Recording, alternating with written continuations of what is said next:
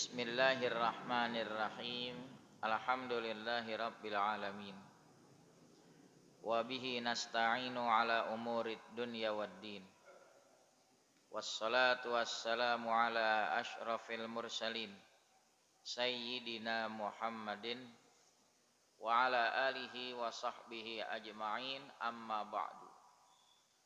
Fa inna asdaqal hadithi kitabullahi ta'ala wa khairal hadyi hadyu Muhammadin sallallahu alaihi wasallam wa syarral umuri muhdatsatuha wa kulla muhdatsatin bid'ah wa kulla bid'atin dhalalah wa kulla dhalalatin finnar.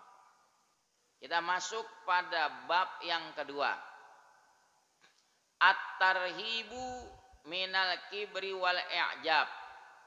Asal makna at-tarhib membikin takut, yaitu ancaman akibat sombong dan kagum terhadap diri sendiri, ujub.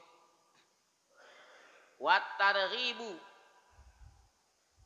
Kemudian bab juga disinggung perihal menggemarkan fil ilmi, bersikap santun, wahtimalil adza, menanggung gangguan, disakiti, dicemooh, dia sabar, itu ihtimalil adza. Wal afwi, dan berjiwa pemaaf, wal i'radi anil jahilin, berpaling dari orang-orang jahil.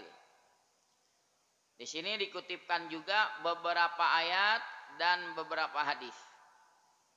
Qala Allah Ta'ala, berfirman Allah Ta'ala, tilkat darul akhiratu naj'aluha lilladzina la yuriduna uluwan fil ardi wala fasada.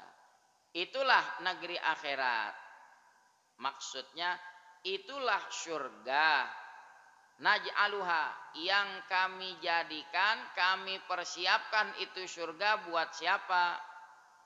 Lilladzina la yuriduna uluwan fil ardi, buat orang-orang yang tidak menghendaki sikap tinggi hati di permukaan bumi. Tidak pongah, tidak congkak, tidak jumawa, tidak sombong. Nggak disiapin surga buat orang yang besar kepala, sombong. Enggak, surga disiapkan buat orang yang hatinya bersih dari kesombongan. Wala fasada, tidak juga surga disiapkan buat orang yang menghendaki kerusakan di permukaan bumi. Kerusakan akhlak, kerusakan iman. Enggak disiapkan buat mereka. Wal aqibatu lil muttaqin. Wal aqibatu artinya wal jannatu, surga disiapkan buat orang-orang yang bertakwa. Itu isyarat orang bertakwa, cirinya tidak sombong dan tidak suka membuat kerusakan di permukaan bumi. Tangannya tidak berlumuran darah, menganiaya orang, tidak zalim kepada orang. Kalau di sini begitu zalim, bagaimana dia bisa meraih surga? Wa qala ta'ala, berfirman Allah Ta'ala, wala tusa'ir khaddaka linnas, jangan kau palingkan pipimu dari manusia. Jangan suka melengos. Ini tanda angkuh, tidak mau bertegur sapa, melengos aja. Wala tusa'ir khaddaka linnas wala tamshi fil ardi maraha, jangan kamu berjalan di bumi ini dengan angkuh.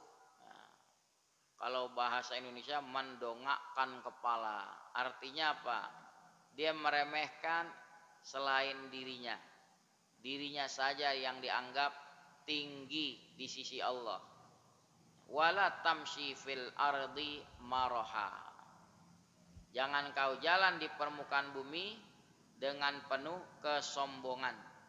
Innallaha la yuhibbu kulla mukhtalin fakhur. Sesungguhnya Allah tidak menyukai setiap orang yang mukhtal, mutakabbir, orang yang sombong, fakhur, sering membanggakan diri. Kadang-kadang kita dijerumusin sama setan. Mulutnya depannya sih alhamdulillah. Alhamdulillah.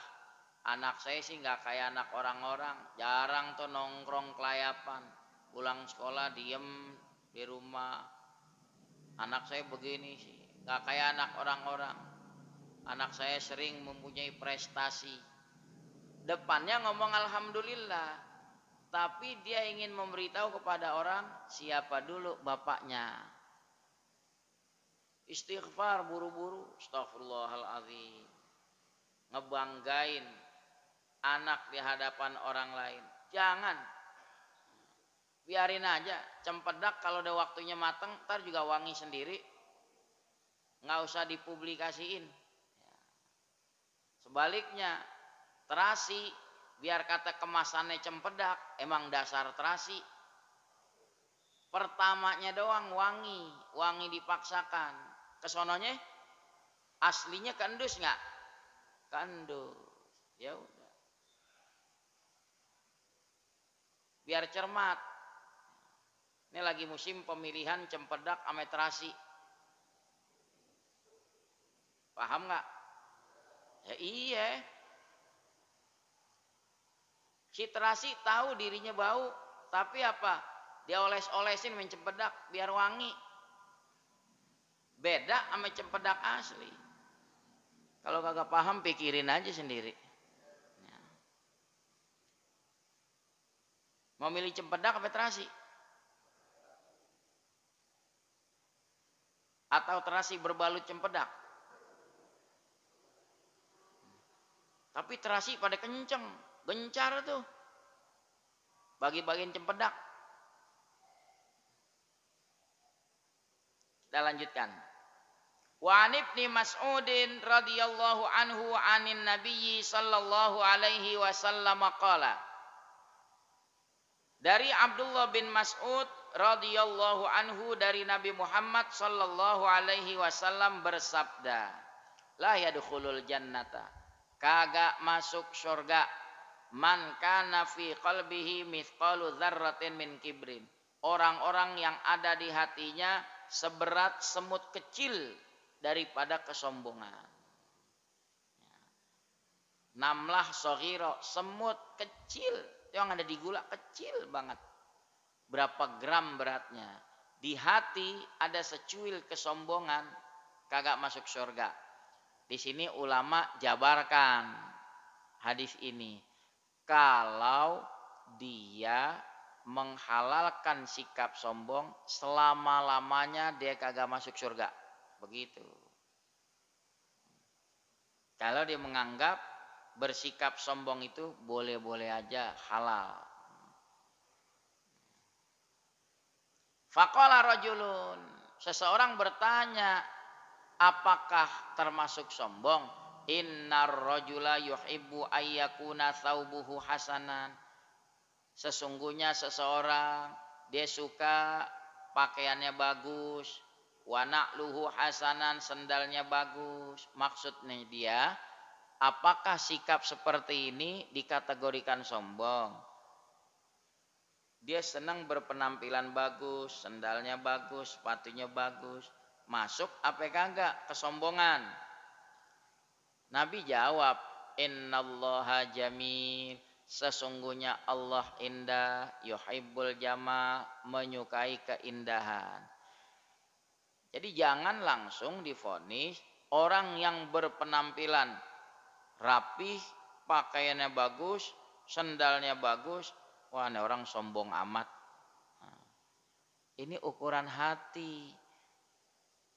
Allah senang pada keindahan, Allah indah, senang pada keindahan. Apalagi dia mau sholat Jumat, tampil, mulut jangan usil. Lu Ustadz bukan laga lo kayak Habib, udah pakai sorban, pakai peci. Lah ini kan jalanin kesunatan. Bukan masalahnya sombong kagak sombong. Sombong itu berkenan di hati. Boleh jadi orang berpakaian biasa, dia menganggap dirinya tawadu, enggak seperti orang pada sombong, saya ini tawadu. Boleh jadi dia sombong. Karena mengukur dirinya dengan orang, dialah yang lebih tawadu dibanding orang.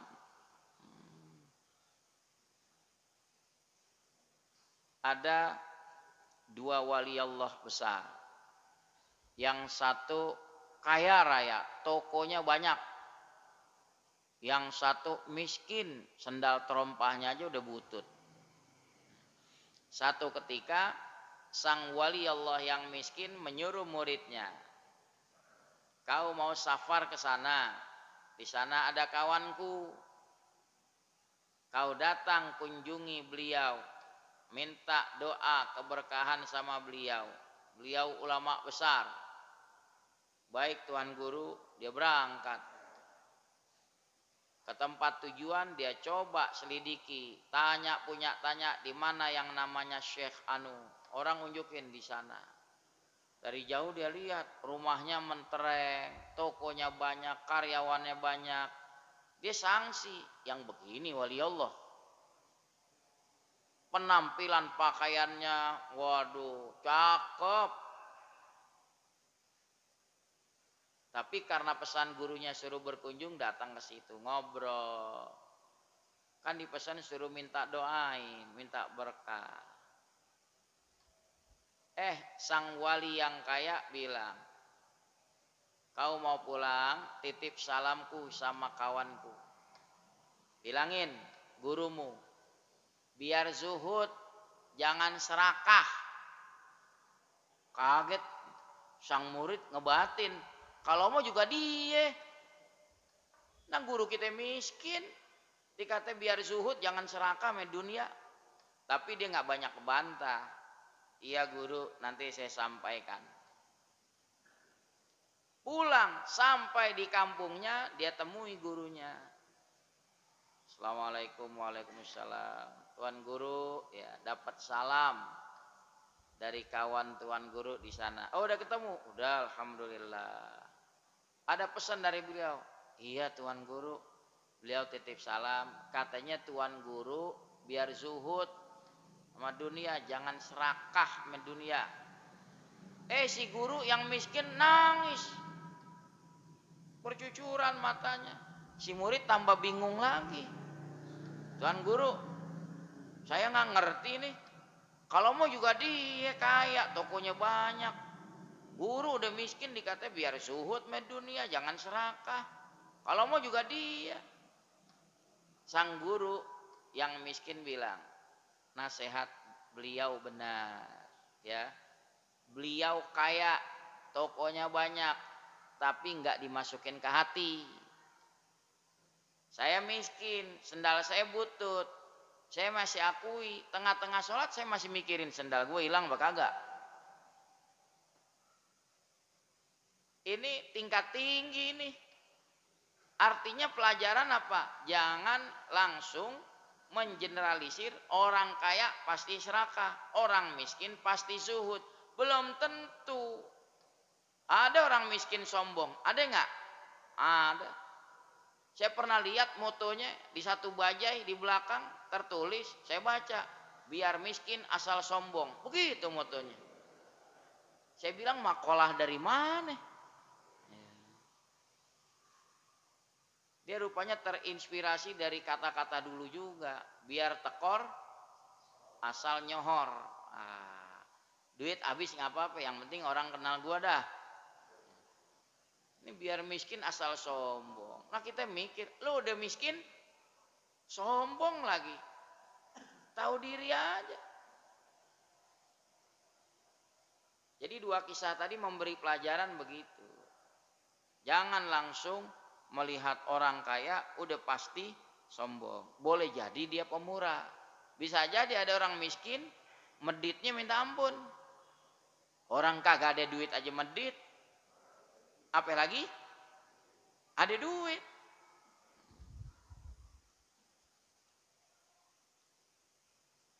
Apa Nabi katakan? Al-kibru, yang namanya sombong cirinya batrul haqqi, menolak kebenaran. Udah jelas benar, masa ditolak? Nah, saya kasih contoh. Habib Ali Kuitang sholat berjamaah menjadi makmum di Masjid Mencos itu. Imamnya bukan Habib Ali, ya imamnya imam setempat. Sebelum takbir, Habib Ali berdampingan sama merbot masjid, termasuk makmum-makmum yang lain. Merbot tengok kanan, tengok kiri. Saf udah pada lurus, rapat. Tinggal Habib Ali berdirinya terlalu menonjol ke depan. Berarti nggak lurus kan? Itu merbot nggak ada beban. Bib, munduran, kemajuan. Kira-kira tomerbot ngelunjak nggak? Nggak ngelunjak. Emang nyatanya Habib posisinya lebih maju ke depan. Habib ngecek kanan kiri. Oh iya. Apa beliau katakan? Seraya mundur, jazakallah khairan. Terima kasih ente ingetin. Itu ciri tawadu. Biar kata merbot, walau kata Habib, kalau namanya keliru, dia terima. Beb, munduran. Kira-kira kalau di kampung kita gimana? Anak muda negor, sebelahnya kongdul. Dirinya maju. Kong, munduran. Enak aja gue dikata mundur. Lo maju pade. Itu ciri sombong begitu. Apa? Batrul haq, menolak kebenaran. Khudil hikmah walau min ayyi wi'ain kharajat. Ambil tuh hikmah, rahasia ilmu. Dari mana saja dia datang, kalau memang itu benar, terima. Dari mulut anak kecil, kalau benar, terima.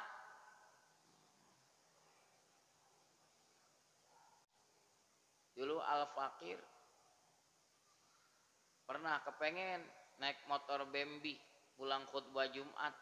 Kan naik motor kagak haram. Al-Fakir punya kakak udah almarhum.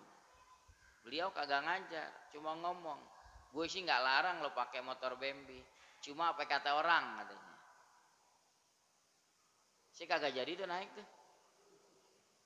Udah naik motor kagak haram, cuma nggak mantesin aja gitu. Itu bukan khotib yang tadi. Ntar ada aja komentar khotib maco lah. Udahan kenal potnya begini gede. Ya mantesin aja gitu.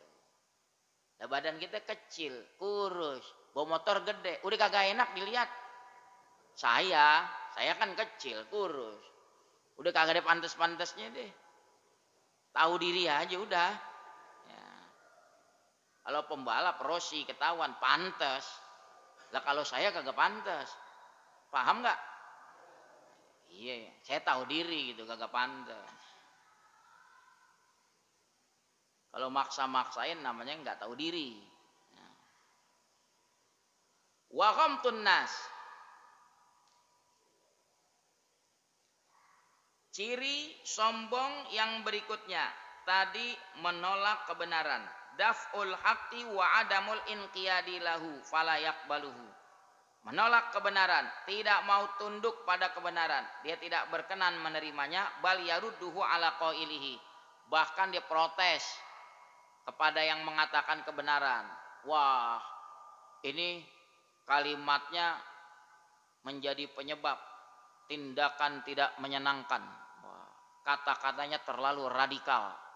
Lah orang nyampein kebenaran. Dai nyampein mabok haram, minuman keras haram. Kalau hadirin yang kagak biasa minum, hadirin kagak terusik. Yang terusik apa? Bandarnya tuh yang terusik.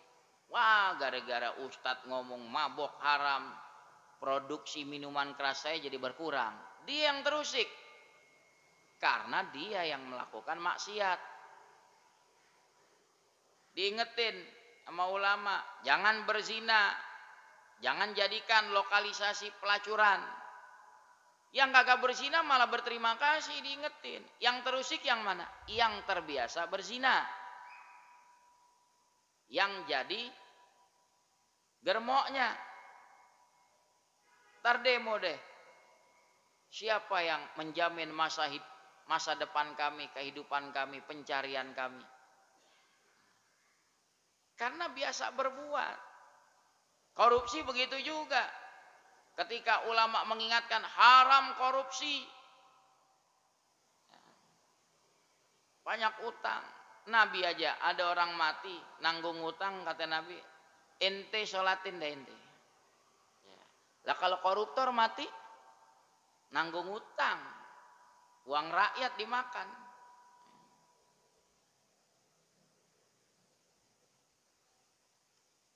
Ghamtun nas. Berikutnya ciri sombong ghamtun nas, ihtiqaruhum, mengecilkan, meremehkan orang-orang. Dia menganggap dirinya udah tinggi jabatannya, udah besar kekuasaannya. Merasa yang di bawahnya itu enggak ada apa-apanya. Ya. Wa qala ta'ala, berfirman Allah Ta'ala, wal kadhiminal ghaidha. Ini anjuran. Ciri orang-orang bertakwa itu yang menahan emosi, menahan amarah. Wal afina 'anin nas, memaafkan orang-orang. Wallahu yuhibbul muhsinin. Allah menyukai orang-orang yang berbuat baik. Sayyidina Ali dalam satu pertempuran jihad begitu antusias, semangat bela agama, pedang terhunus, salah seorang musuh terdesak, tinggal ditebas batang lehernya. Tiba-tiba diludahi mukanya. Cuih. Emosi Sayyidina Ali muncul. Sayyidina Ali tersadar. Saya bisa tebas batang lehernya orang, tapi saya sudah tidak lillahi ta'ala. Saya tebas karena muka saya diludahi. Dia sarungkan pedangnya. Si musuh bertanya, tadi kau begitu antusias mau bunuh saya. Setelah saya ludahi, kenapa kau sarungkan pedangmu? Kata Sayyidina Ali, iya. Tadi saya bertempur niat karena Allah. Begitu kamu ludahi, yang muncul emosi saya. Saya nggak mau tebas kamu, sia-sia. Dalam suasana seperti itu mampu memilah mana marah karena Allah, mana marah karena hawa nafsu. Bisa nggak kita kayak Sayyidina Ali? Ya, baru ada duit bisa beli celana lepis, jemur, disambar memaling. Kita uber tuh maling, udah dapat, diludahin, mana ada reaknya lagi. Kira-kira diapain tuh maling? Tambah bonyok apa? Tonjokan pertama, lu nyolong. Tonjokan kedua, lu ngeludahin. Habis sudah. Jadi wala yajrimannakum syana'anu qaumin ala alla ta'dilu. Jangan sampai kebencian kamu terhadap satu kaum menyeret kamu jadi bertindak tidak adil. Ya. Contoh dong. Sayyidina Ali, ada seorang hakim, Qadhi Syureh di zamannya, yang ngangkat itu hakim Sayyidina Ali. Satu ketika Sayyidina Ali punya persoalan, perselisihan dengan orang Yahudi. Sayyidina Ali lagi kehilangan baju perang. Kemana itu baju? Dia ingat ciri-cirinya. Satu waktu seorang Yahudi lewat depan Sayyidina Ali, lagi nenteng baju perang. Itu kayak punya kita tuh. Ditanya, kamu dari mana? Beli di pasar. Emang kenapa? Saya lagi kehilangan baju. Nih model begini nih. Ribut, ngadep ke hakim. Qadhi Syureh.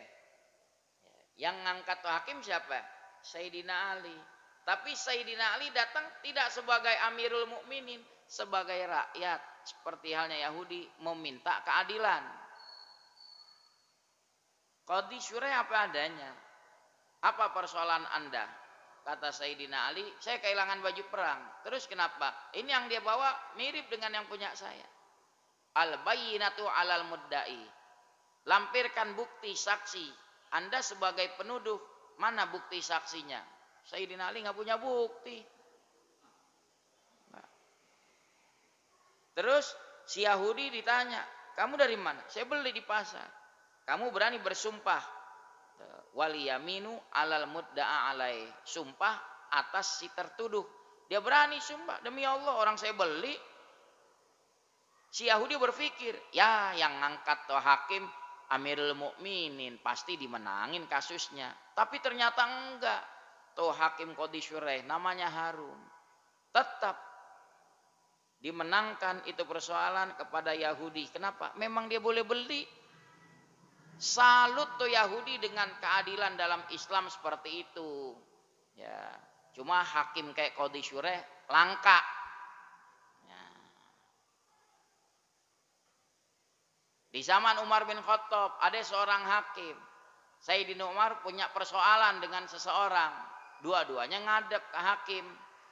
Belum-belum begitu Amirul Mukminin Umar bin Khattab datang digelarin karpet merah. Sedangkan buat seterunya dibiarkan saja. Marah Umar bin Khattab. Kalau kau gelarkan karpet kepada aku, kenapa kepada dia tidak? Apa lantaran kau memandang aku Amirul Mukminin? Aku kesini minta keadilan. Bukan minta difasilitasi, dimenangkan persoalanku. Minta keadilan. Ditegur tuh hakim. Ya. Kira-kira ada nggak gini hari hakim begitu? Mudah-mudahan ada. Ya, mudah-mudahan ada. Jangan bentar-bentar sesuai pesanan aja. Berapa ya? 4 tahun aja. Tadi goreng lagi. Kurang ini 2 tahun diskon. Udah kayak belanja. Ya. Tawan orang kagak salah masih dicari-cari kesalahannya. Mari kita habisin. Wa qala ta'ala, berfirman Allah Ta'ala, khudhil afwa, ambillah sikap pemaaf. Lihat Nabi Muhammad Sallallahu Alaihi Wasallam, diludahin Nabi diam, diludahin Nabi diam, diludahin Nabi diam. Satu waktu lewat, kok yang langganan ngeludahin kagak ada lagi, nggak kelihatan. Ditanya warga setempat, oh dia sakit. Ditengok sama Nabi. Padahal tuh orang yang ngeludahin. Ditengok. Siapa? Kata keluarganya, itu Muhammad datang. Saya Muhammad. Langganan yang biasa kau ludahin di jalanan. Nangis dia. Maafin. Teman-teman saya nggak ada yang belum nengok sampai gini hari. Engkau yang sering saya ludahin, justru kau orang pertama yang nengok saya. Asyhadu an la ilaha illallah wa annaka Muhammadur Rasulullah. Dia syahadat. Tuh, jiwa pemaaf Nabi. Wa'mur bil urfi. Perintahkan orang berbuat kebajikan, wa a'rid anil jahilin. Berpalinglah dari orang-orang jahil. Jangan berkecimpung sama mereka. Wallahu a'lamu bissawab. Wa ilmuhu atam wala ilma lana illa ma'al. Ya Rabbana a'tarafna bi annana qtarafna wa annana asrafna wa ala ladha ashrafna fatub alaina taubah taghsilu kulla haubah wastur lanal aurati wa aminir rawati waghfir li walidina rabbi wa mauludina wal ahli wal ikhwani wa sairil khillani wa kulli dhi mahabbah au jiratin au suhbah wal muslimina ajma' amina rabbi asma' fadla wa judam manna la biktisabim minna bil mustafar rasuli nahdha bi kulli suli Salla wa sallam rabbi alaihi addal habbi wa alihi wa sahbi idadatas suhbi walhamdulil ilahi fil bad'i wat tanahi